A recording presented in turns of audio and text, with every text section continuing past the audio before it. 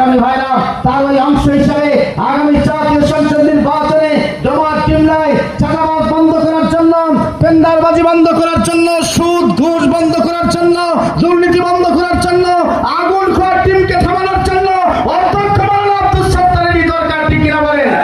তারা হঠাৎ করে এসে নেতা হয়ে আবার এখান থেকে কিছু ঠিক নিয়ে আবার ঢাকায় ফিরে যাবে, এই নেতা জামাত কিবলা মানুষেরা চায় না, ঠিক কিনা বলেন?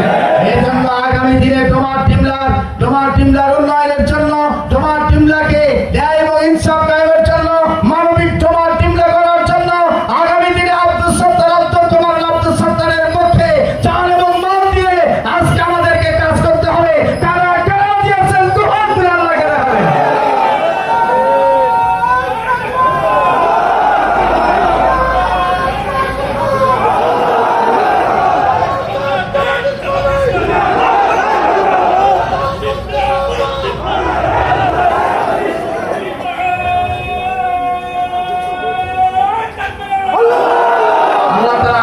কবুল করুক সবাই, আমিন।